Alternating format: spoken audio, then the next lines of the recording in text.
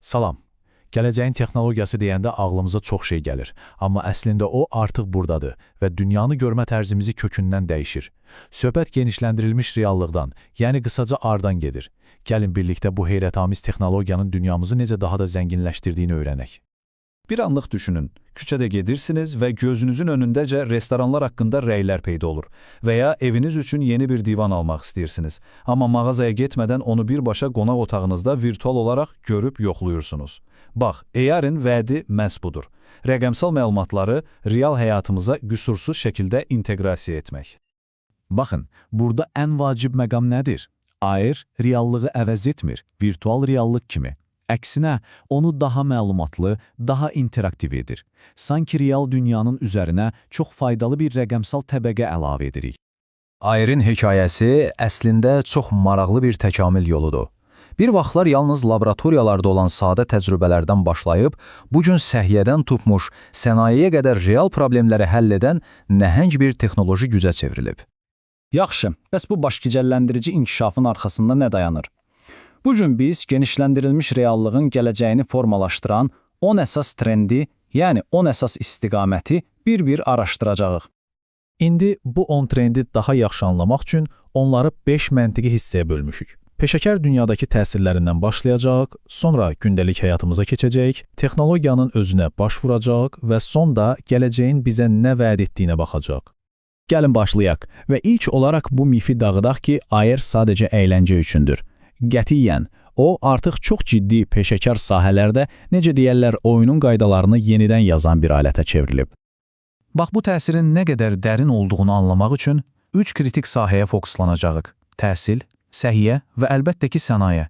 Bu sahələrin hər birində AI işləmə və öyrənmə tərzimizi tamamilə dəyişir. Təhsildəki vəziyyət isə həqiqətən də heyrətamizdir. AR artıq əlavə bir şey deyil, əsas tədris trendinə çevrilir. Təsəvvür edin, biologiya dərsindəsiniz və insan ürəyi partanızın üstündə 3 ölçülü şəkildə döyünür. Bax, bu, mürəkkəb mövzuları qavramaq üçün tamamilə yeni bir dünya deməkdir. Səhiyyəyə gəldikdə isə AR-in rolu sözün əsl mənasında həyati əhəmiyyət daşıyır. O, cərrahların ən mürəkkəb əməliyyatları planlamasına kömək edir, tələbələrə real risk olmadan təcrübə keçməyə imkan verir və diaqnozun dəqiqliyini artırır. Bu, sanki həkimlər üçün yeni bir süper gücdür. Sənaye və istehsalat sahəsində də əsl inqilab baş verir. Bir anlıq gözünüzün önünə gətirin. Bir mühəndis mürəkkəb bir avadanlığı təmir edir və bütün təlimatlar, hər bir addım birbaşa gözünün önündə, həmin avadanlığın üzərində canlanır. Bu təkcə işi sürətləndirmir, həm də səhvləri və təhlükəli vəziyyətləri inanılmaz dərəcədə azaldır. Yaxşı, bəs bütün bu peşəkar tətbiqlər bir yana, bu texnologiya bizim, yəni adi insanların gündəlik həyatına necə təsir edir? İndi gəlin AR-ın alış-veriş və ünsiyyət vərdişlərimizi necə formalaşdırdığına baxaq.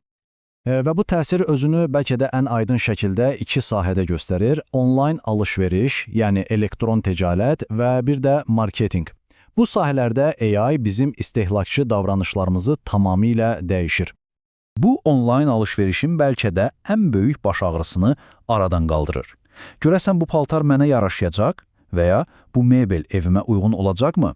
AR sayəsində bir geyimi virtual olaraq geyinə bilərsiniz, bir mebeli otağınızda görə bilərsiniz. Bu sadəcə rahatlıq deyil, bu daha ağıllı alış-veriş deməkdir. Artıq reklam sadəcə baxdığımız bir şey deyil, qətiyyən. Brendlər AR vasitəsilə bizi təcrübənin birbaşa iştirakçısına çevirir. Təsəvvür edin, bir avtomobil reklamında həmin maşını virtual olaraq öz həyətinizə yerləşdirirsiniz. Belə bir təcrübə brendi yaddaşınıza həkk edir. Yaxşı, bura qədər danışdığımız bütün bu möhtəşəm tətbiqlər necə mümkün olur? Bu texnologiyanın arxasında hansı güc dayanır? Gəlin indi biraz da pərdə arxasına, yəni AR-in mühərrikinə nəzər salaq. Əslində, AR-in bugünkü gücünün arxasında 3 əsas dirək dayanır. Getdikcə daha da ağıllanan süni intellekt, daha rahat və funksional cihazlar və bir də hər kəs üçün əlçatan olan yaradıcılıq alətləri. Gəlin hər birinə qısaca toxunaq. Süni intellekt müasir AR sistemlərinin demək olar ki, beynidir. O olmadan AR sadəcə ətrafı görərdi, amma anlamazdı. Məhz süni intellekt sayəsində AR cihazı bir stolu stoldan, bir insanı insandan ayırt edir və ona uyğun rəqəmsal məzmunu göstərir. Bu, bəlkə də AR-in gələcəyi üçün ən böyük sıçrayışdır.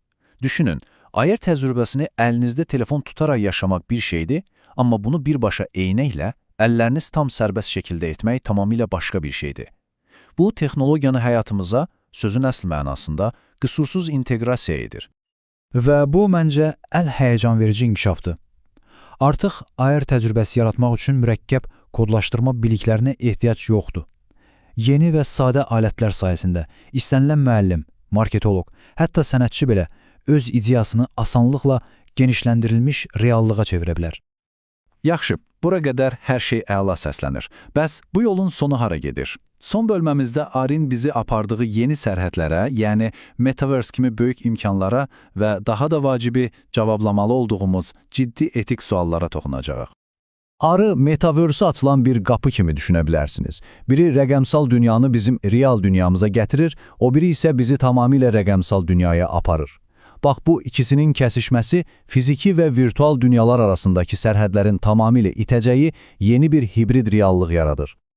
Və bu, bəlkə də bütün bu inqilabın ən kritik, ən vacib sualıdır. Daim ətrafımızı sken edən və məlumat toplayan cihazlar taxdığımız bir dünyada şəxsi məlumatlarımızın təhlükəsizliyi necə qorunacaq? Bu texnologiya böyüdükcə etik və məxfilik qaydaları yaratmaq ən prioritet məsələyə çevrilir.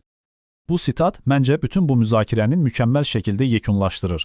Genişləndirilmiş reallıq gəldi-gedər bir həvəs deyil. O, artıq dünyamızın ayrılmaz bir parçasına çevrilən davamlı və qlobal bir gücdür. Və bu son sualla sizi düşünməyə dəvət edirəm. Real və rəqəmsal dünya arasındakı sərhədlər tamamilə aradan qalxdıqda insan təcrübəsi necə dəyişəcək? Gələcək artıq yazılır və AR bu hekayənin əsas qəhrəmanlarından biridir. Bizimlə olduğunuz üçün təşəkkürlər.